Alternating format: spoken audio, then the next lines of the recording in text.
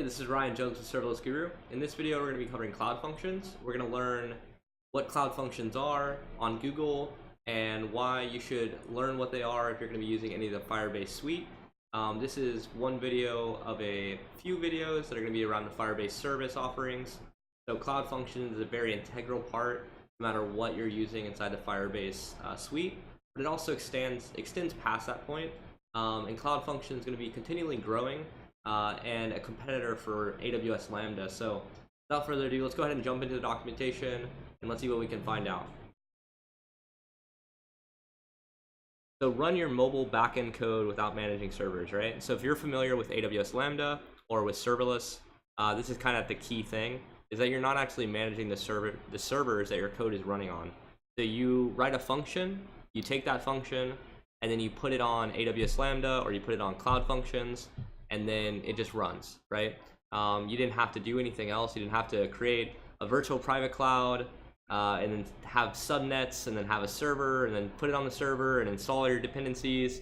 You basically just upload it like you would a regular file, and it just runs and it works, and yeah, it's magical. So I love it, and let's go ahead and look at what Cloud Functions offers and see if we can find any differences between Cloud Functions on Google versus Cloud Functions or AWS Lambda on Amazon. So the key thing, develop a backend without servers. This is kind of what we already talked about. You can do things like data in a real-time database, new user signups with authentication, conversion events, things like that.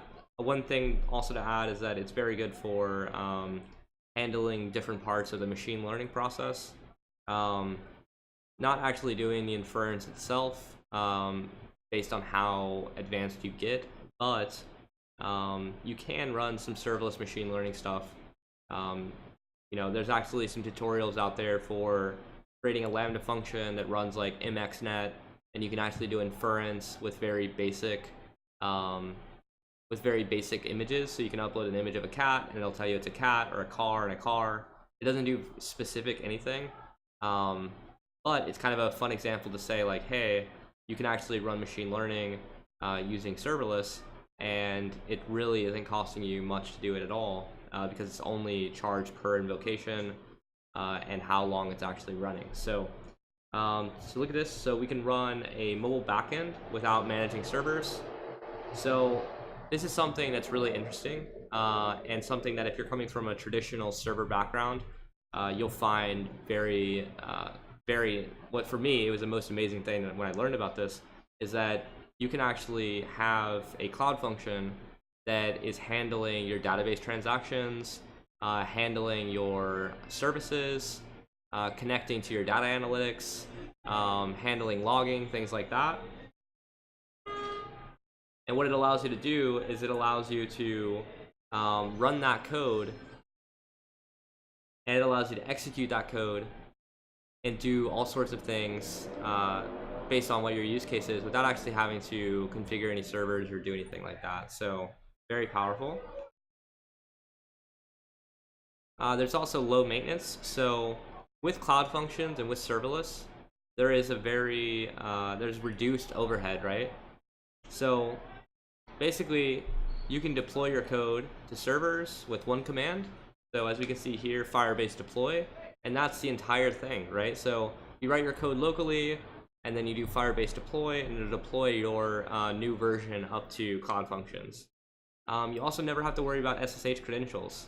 So this is one thing that's true across any type of like fully managed services like this, is that you don't have to worry about how many servers are running. You don't have to worry about auto scaling. Most Cloud Functions like AWS Lambda, Cloud Functions, they basically have horizontal scaling. So you can scale up to a certain degree. With AWS Lambda, there's this thing called Concurrency Limits. So if you have 1,000 running Lambda functions, you can actually hit that limit.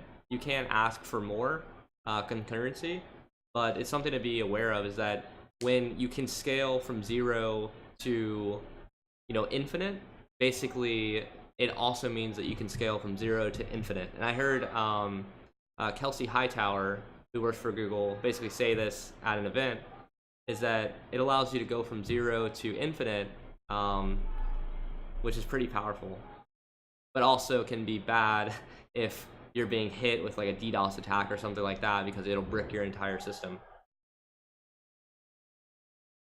You can also keep your logic private and secure.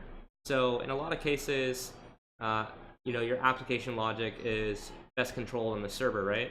So to avoid tampering on the client side, things like that, Cloud Functions allows you to basically have that code isolated and separate from the front end, which allows you to do very powerful stuff.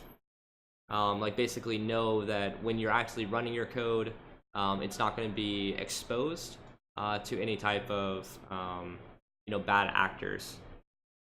And once again, it's part of the Firebase platform, and so with that, it comes pre-built with a lot of integrations out of the box, and you can kind of do a lot of really crazy things, like hook into all these different Firebase services without actually having to write your own and roll your own solutions to it. So Cloud Functions, this is something that whenever you start using serverless on Google Cloud, you're going to be using this. You're going to become very familiar with Cloud Functions. The same way that if you're using serverless with Amazon or Microsoft, you're going to be very familiar with their service offering in this area, because it really is kind of the backbone of how everything gets done. One good way that I've heard Cloud Functions get described in a general sense is it's glue code, right? So Cloud Functions are the glue in between everything else in your architecture and inside your system. So yeah, this was Cloud Functions for Firebase with Ryan Jones from Serverless Guru. Thanks for watching the video. I will see you next time. Bye.